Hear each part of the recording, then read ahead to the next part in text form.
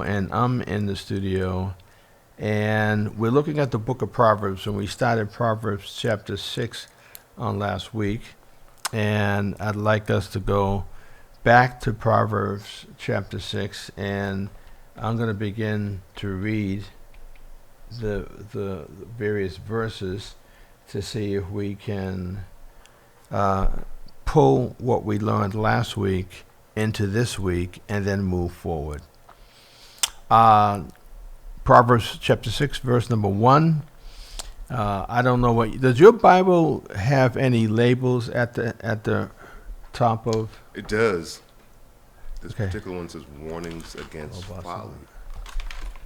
Okay, so mine says lessons for daily life over this section. Does yours say that at all? No, it says warnings against folly. Excuse me. Those sound so Very different. different. Yeah. One sounds like a warning, and the other one tones it down and said these are lessons for daily life. So I guess a person can take it both ways and still learn.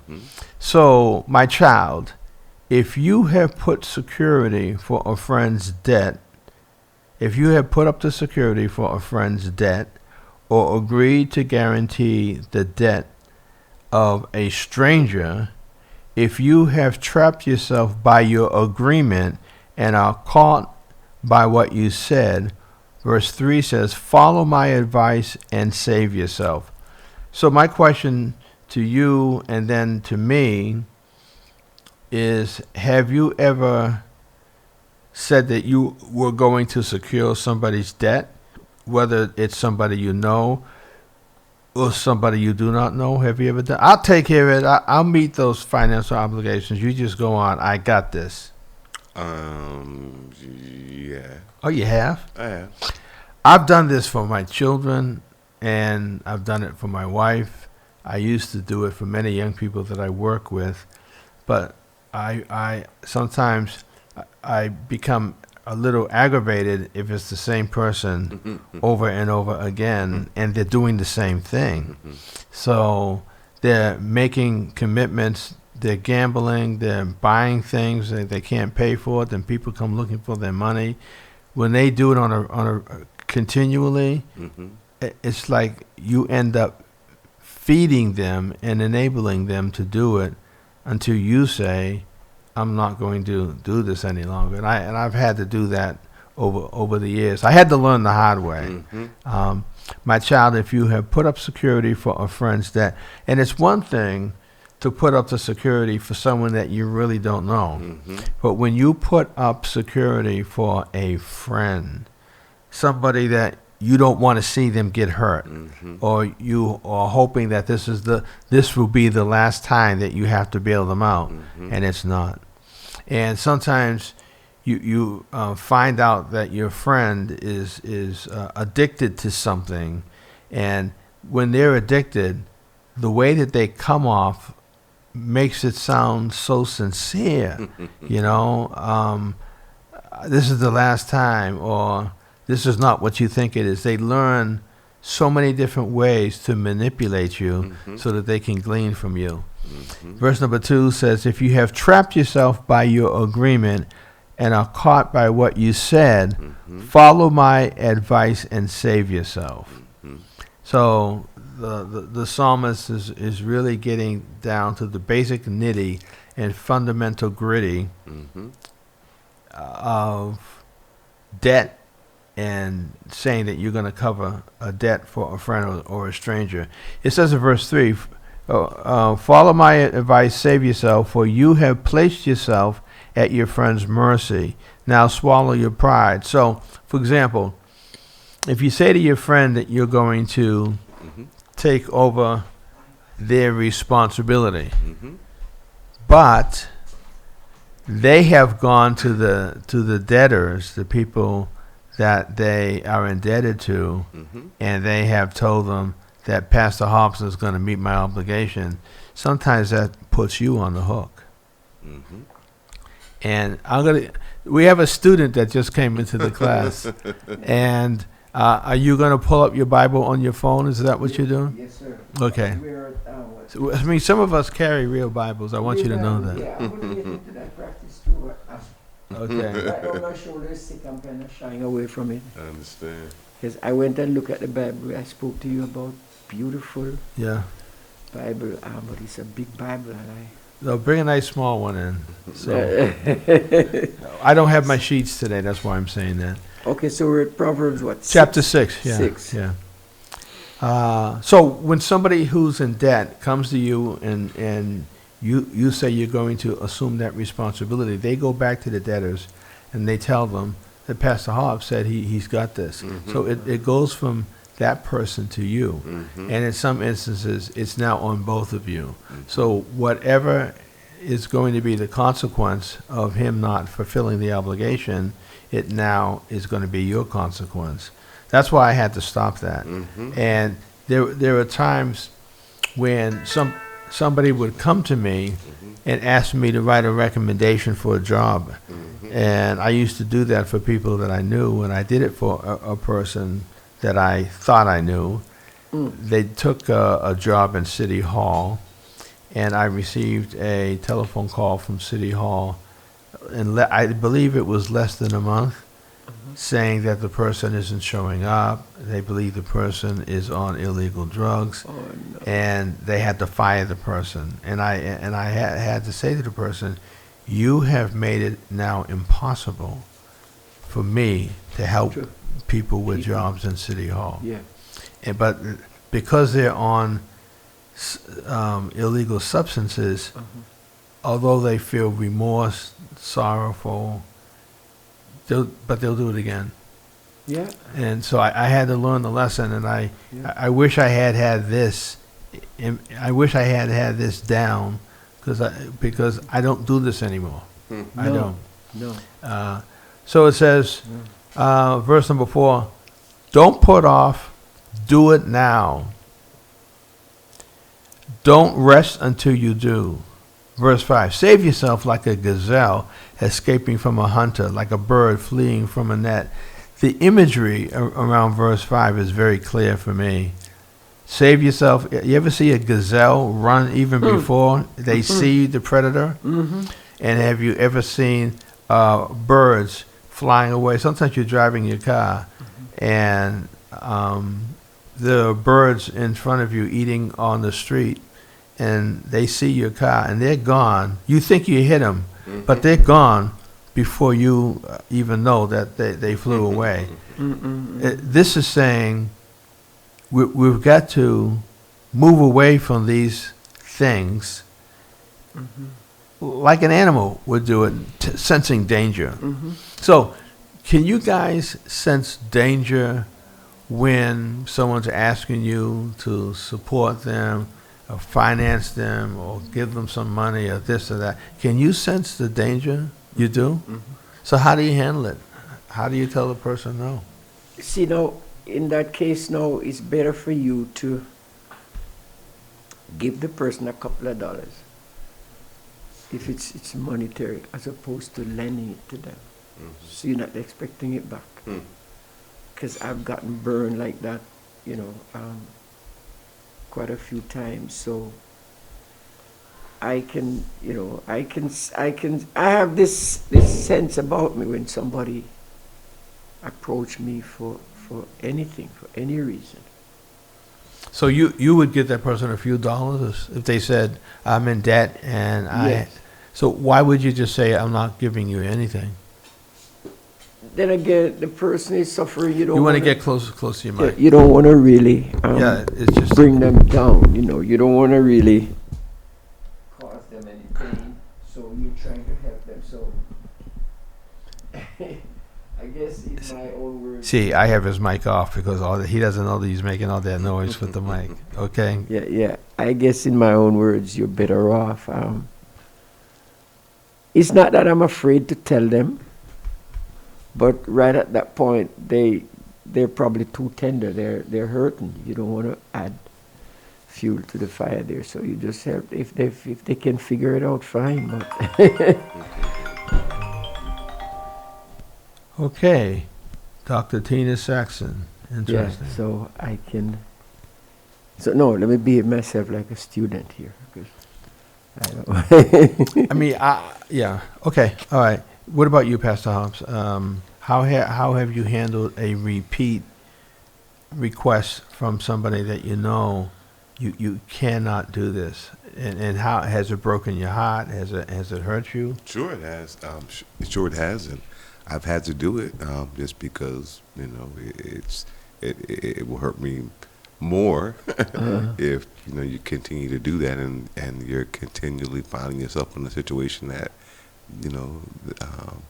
that you're enabling them, or they're not going to honor what they agreed. Mm-hmm. Well, that it troubles me when I can't assist somebody that is really in need. Tina Lee is on right now. She's watching us on Facebook, so we'll say good morning to Tina Lee. Morning, Tina Lee. Okay, so let's take, last week we came to verse number 6, and we started talking about ants. I remember that.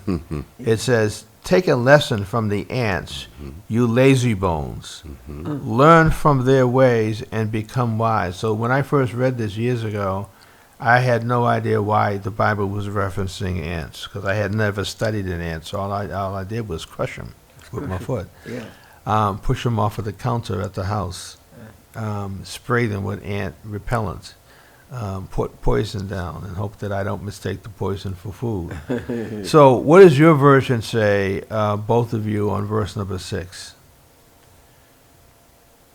Mine says, go to the ant, thou sluggard, consider her ways and be wise. Okay. Going on to 7? Yes, go ahead, yeah. Which having no guide, overseer, or ruler. Mine says, though they have no prince or governor or ruler to make them work, that they labor hard all summer. So it's like it's saying they don't have anyone over them, forcing them or guiding them, but they know how to work. They know how to provide for themselves. What does yours say on 6, 7, and 8? It's pretty much the same. Go to the ant, you sluggard, consider its ways and be wise. It has no commander, no overseer or ruler, yet it stores its provision in summer and gathers its food at harvest. And once I understood that, Mm-hmm. it helped me to understand what I should be doing myself. And I have a lot of people who say, those are your West Indian ways. You're a true West Indian, because I'm always storing money away somewhere. And I didn't know what they meant when they were talking about my heritage, but I do understand now, and I do believe that some of this came from my family. But again, it says the ant doesn't need any guidance. It doesn't need anything over it. It knows how to work, and it knows how to save. Is that something that you knew before you read it in the Bible regarding the ants? Kingsley? Oh yeah. My father always say to me, he says, it's not how much you earn, but it's how much you save. Mm-hmm. So, he and he drove that into us so much that about, and they have a thing over there that talk about penny wise and pound foolish. Yeah. And they give you all those little bits and pieces, and they will. My mother would make a meal out of nothing. She could take the simplest thing that you probably would throw away, Mm-hmm. and she add some little things to it, and everybody is fed. Mm-hmm. Today, before we leave the studio, I am going to teach you how to brown. No, see, there you go. If you look at me, Yeah. I'm here, Yes, right yes, there. If you yeah. look at Pastor Hobbs, he's at least halfway there. He can do half of what I can do. He's catching But on. huh? this is you. You start like this. Yeah. My mother, she taught me Yeah. how. Yeah. And by the time you come back here and you're talking, the sound there's all this fading out. air, Yes. and the sound doesn't penetrate here, so you got to keep yourself Yes, there. yes. Okay, I'm But gonna we don't want any dead here now. and it sounds better when we can hear you. I know. Pastor Hop, so this verse, verses 6, 7, and 8, Mm-hmm. is that something that your family taught to you? Did you understand the context when you first read it? I know you understand it today. So talk to us about the ant. Yeah. I Did think you have ants in your house when you were growing up? Not No, particularly, really. but I don't know. I don't know that it was specifically in this context. I certainly heard the scripture, but my understanding of it is certainly more now. But nonetheless, my father made it clear that You don't work, you don't eat. basically, yeah. Yeah. I mean, I've heard that expression a lot. You Yes. don't work, You don't eat. you don't eat. Yeah. You don't eat. I'm saying, wow, wow. So it's a good lesson. It's a lesson that we should be teaching our children to look at not just the ants of different animals, of how they hibernate, how they rest, and there's a lot that we can learn. So I appreciate this text here. So we came from Lazy Bones, and it says we're on 7 or 7? 9. 9. Okay. But you lazy bones, what does yours say? I said mine has lazy bones. Mine have, how long wilt thou sleep, Okay. And is O sluggard? yours the same, Pastor? Yeah, go to the ant, you sluggard. Okay. So how long will you sleep? And it says, when will you wake up? Out of your sleep. Can you guys tell me what that's saying while I answer the phone? Hello, Boston Barclays. Good morning. This is Pastor Wall. I need you guys to talk. Oh yeah, so This is Pastor Wall. so right here, Pastor Howard, what mine is saying, it's like, Did you want to? when are you gonna open your eyes and realize what's going on? Yes. Get with it. It's Yes. like, get with it. Yes. How long? How long wilt thou sleep, Okay. O sluggard? Mm-hmm. When wilt thou arise out of thy sleep? Mm-hmm. Like, people will tell you loosely right now, they say, wake up, you're Wake sleeping. up. Right. Like, wake up, you're sleeping. So it's the same thing here. Like, Yeah. like, get with it, come on. Mm-hmm. What are you doing? Mm-hmm. How long are you going to remain in that Yes. in that helpless state, really? Mm-hmm. Yep, I agree. Okay. That Stay is right what there. it's I'll put saying. you on. Stay So what's your opinion? I agree that's exactly what it's saying. Yeah. Okay, we have a caller, and this caller is calling from another state, and so let's bring this caller in. Caller, go morning. ahead and share with us what you just shared with me. Good morning. I want to talk about people giving you money.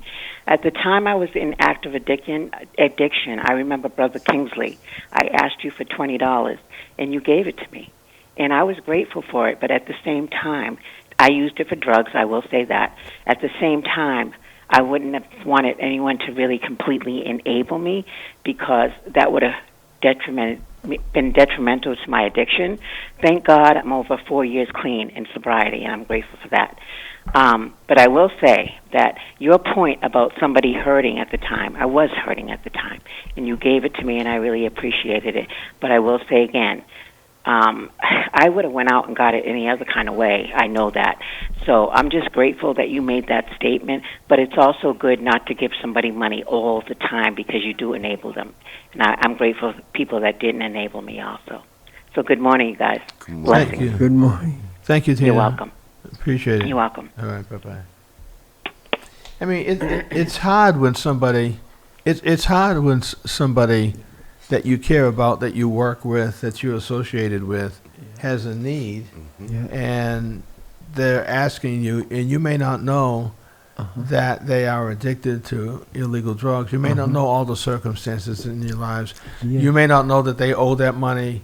It may not be drug related, but they owe that money to somebody that they borrowed the money from. It's just so hard to make these decisions in the split moment.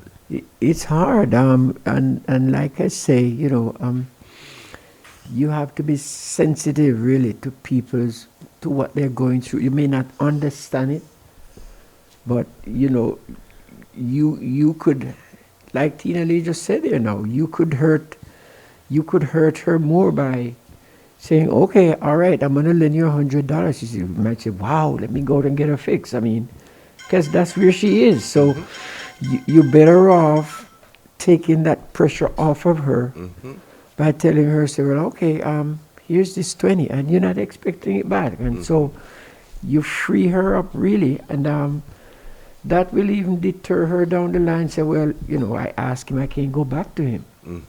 And that will help, help her or him to kick that habit. I mean, you could be helping in a case like that.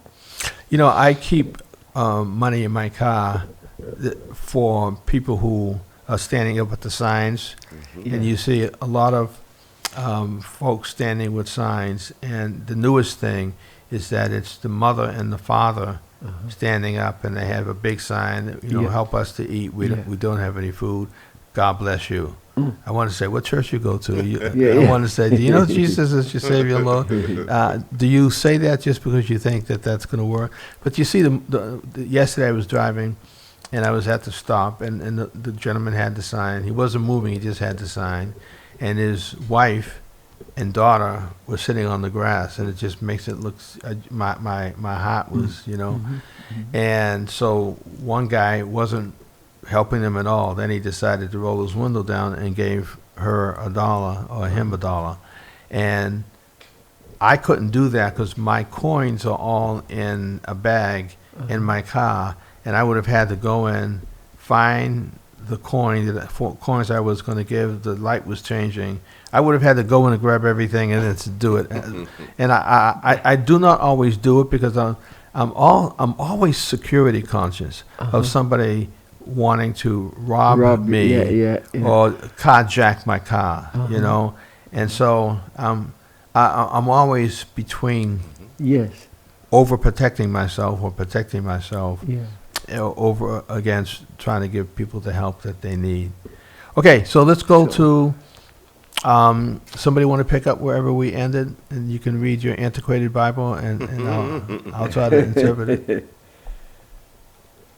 Well, that's you, Pastor Hobbs. Okay, so, I see that we said, how long will you lie there, you sluggard? Will you get up from your sleep? Then, verse 10, a little sleep, a little slumber, a little folding of the hands to rest, and poverty will come on you like a bandit, and scarcity like an armed man. What is that saying, that whole?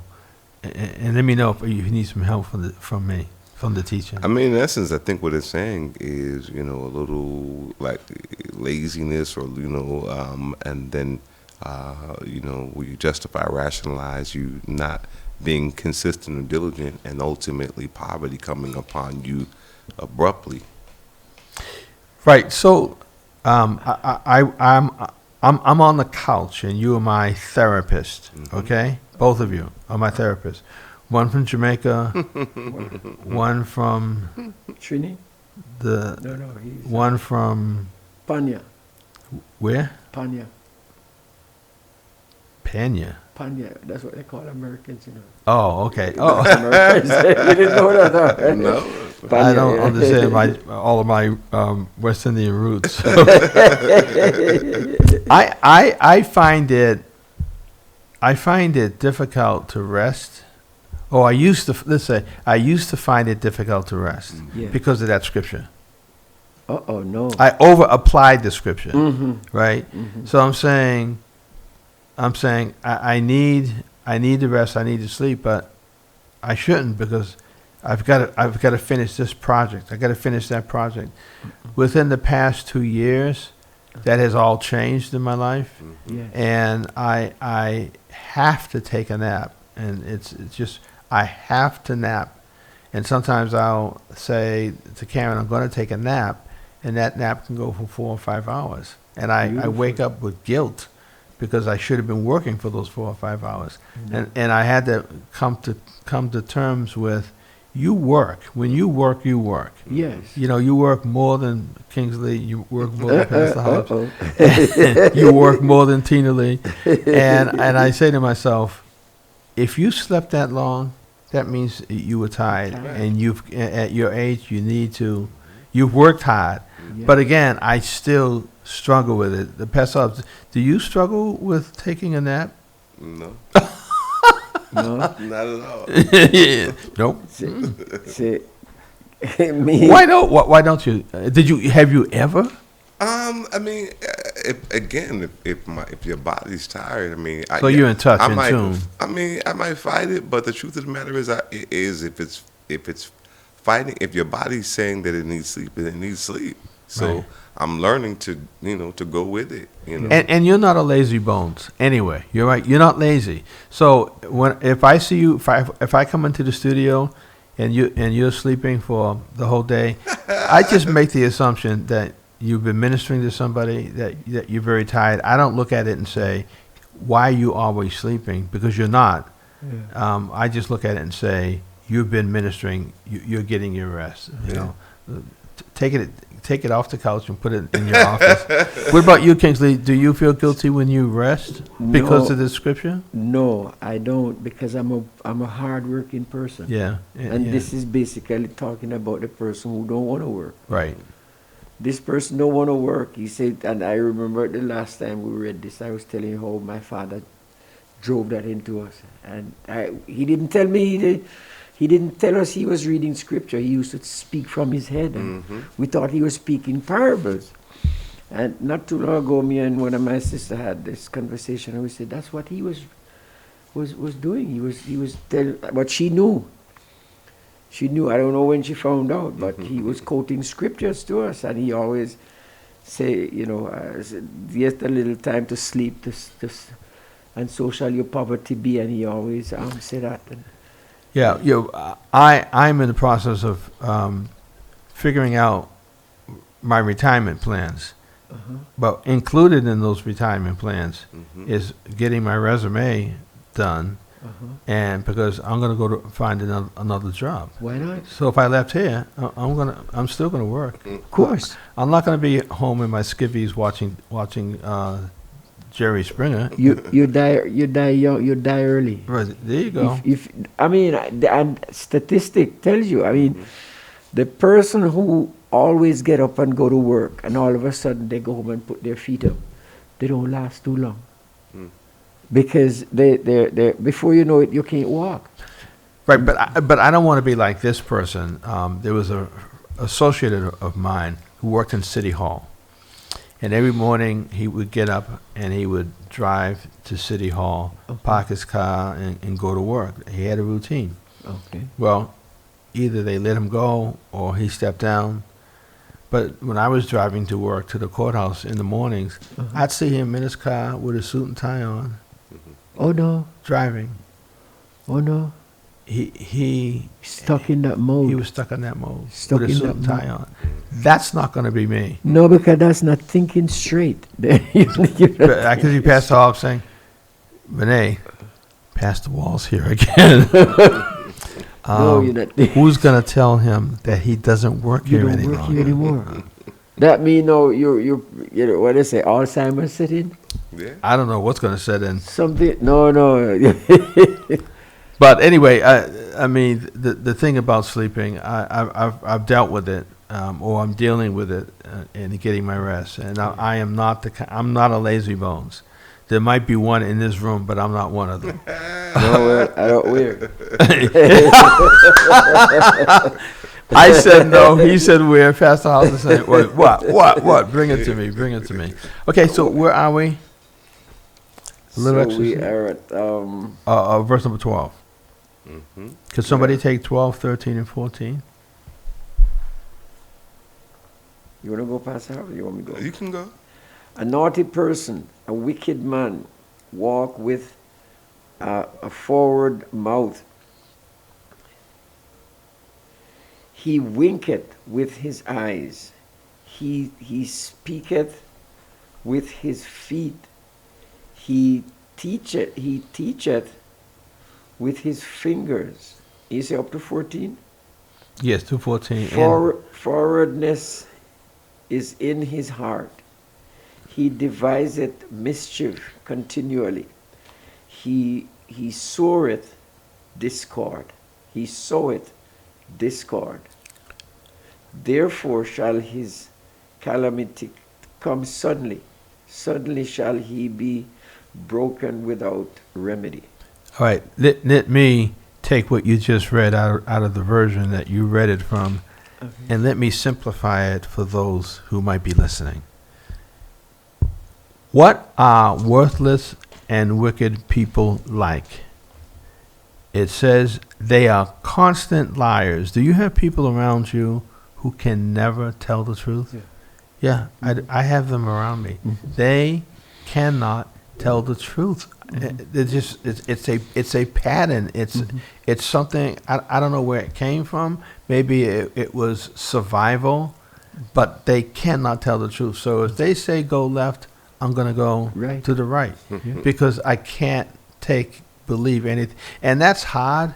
When you have people that either are friends or associates or family members, but when they can't tell the truth, I can't listen to a thing that they say, and it hurts. It hurts. It hurts.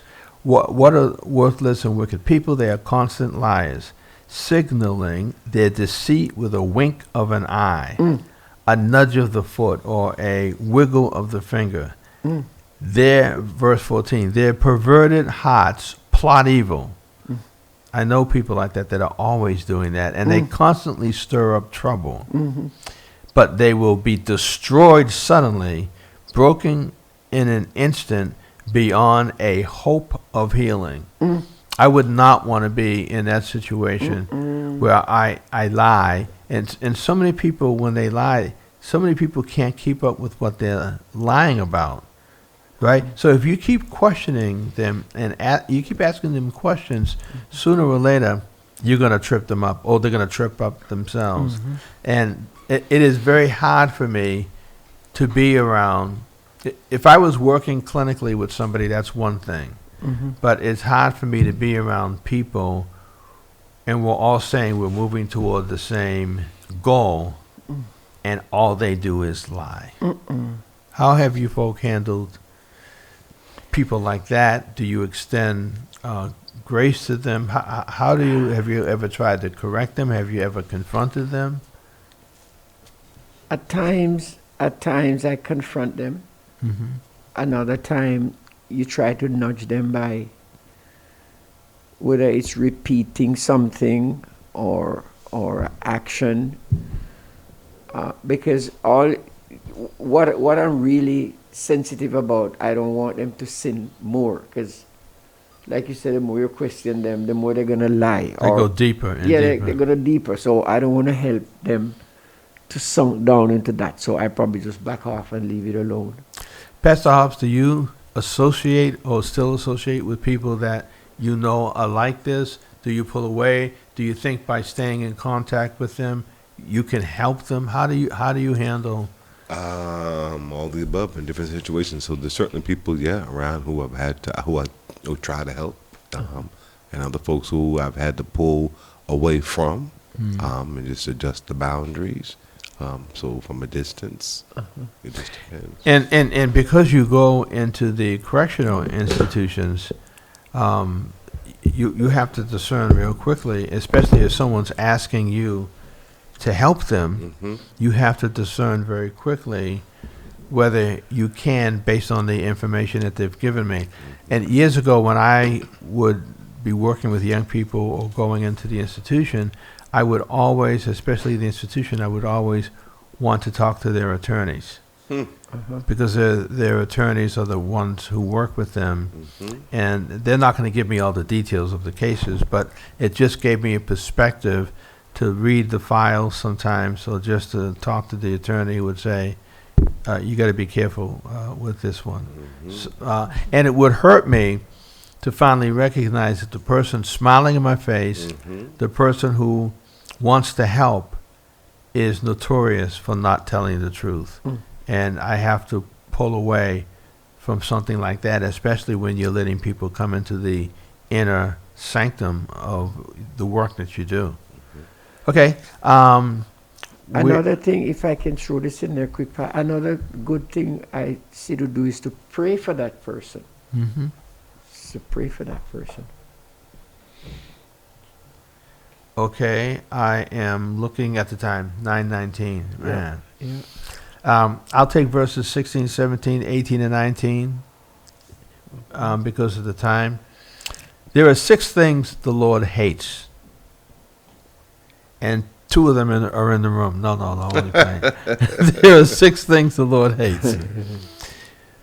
No, 7 things he detests: haughty eyes, a lying tongue, hands that kill the innocent, a heart that plots evil, feet that race to do wrong, a false witness who pours out lies, a person who sows discord in a family. Wow. Could you guys read your versions of what that says? Oh, these 6 things doth the Lord hate, yea, 7 are an abomination unto him: a proud look, a lying tongue, and a hand that shed innocent blood, a heart that deviseth wicked imaginations, feet that be swift to run to mischief, a false witness that speaketh lies, and he that soweth discord among brethren. You know, it's hard for me to be around a person who personifies all of these. I'm always watching myself. And when you're in a group and a majority of the people have either one of these or 2 of these or 3 of these, I feel like I need to get out of there. I can't rest. I can't relax with that situation. And I'm always wanting, if I have to be in that situation, I want some folk with me. Because I can't, it's hard for me to breathe around somebody who's lying all the time. Somebody who's always plotting to hurt somebody. Somebody who just wants to do wrong. That's all they want to do. Their day isn't complete unless they've, but look what I did. Look what I did. Look what I stole. Look what I had to get away from that. And some people felt that I was too uppity, but no, I was trying to save my own life. Of course. And had I stayed in this environment, a lot of this would have poured over on me. Or you could end up, for instance, you end up as an accomplice if the law is involved there. Is it hard for you guys to pull away from people who have these 6 or 7 characteristics? Is it difficult, especially when you're trying to assist somebody or help them, or a family member, right, or somebody you just care about? How do you make the decision? I need to pull away. That's hard. I mean, you just make it, and try to have some reinforcement or support around being able to maintain it once you realize that it's actually that detrimental and you need to do that. Do you feel guilt? Oh, sure. So how do you reconcile the guilt with pulling away? Does it force you back to the person? It can sometimes, but I think, again, putting it in the context of the whole and just being mindful of the specific challenges with that specific person, and realizing that there's history and this has happened, and though you feel bad and that it's the thing you need to do because it's not going to change. When I had to pull away from some of my friends that I really cared for, it was the toughest decision in my life, because I didn't want them to think that I thought that I was better Right. than they, and I didn't think that I was better. As a matter of fact, I felt that they were stronger than me, and that's why I had to pull away, because they may have been able to carry on this life and elude the police and all of that, but me, I'd have gotten caught on the first try. Because you don't know how to hide. Right. So I had to pull away again, not because I was better, but because I was weaker and I was the weak link in the chain. And if the police ever came up to us, all my friends could talk and stare the police down. Me, let me tell you what we all did. It's over there. All the stuff that we got is over there. Wasn't weak, was wiser than them. Well, I pulled away, and it was a tough decision to pull away. But now that I said that, let me say this. My pulling away from my friends and making the right decision for me, this just came to my mind. Never thought about this before. When I had to pull away from my home church, when I had to leave my church, I knew how difficult that was going to be because I 20 or 25 years earlier had to pull away from my friends. So this is the first time that I've put them both together to see how God prepared me to pull away from my church. Wow. Wow. So God was in the mix all along. He was in the midst of all of that, Just that you didn't know. teaching me how to do it and do it the right way. Yes. Because the day was going to come when he was going to call me away from my church. And I was willing to make that decision because I saw that when I pulled away from my friends, my life opened up. Yep. When I pulled away from my church, all new ministries opened up for me. That makes sense. Tina says, some things will break your heart, but save your soul. Yeah. Yes, it sure. Yeah, sure will. that's why. Some things will break your heart, but save your life. Yes. Well, we're going to have to end because Renee is actually on right now doing what I did to Pastor Hobbs.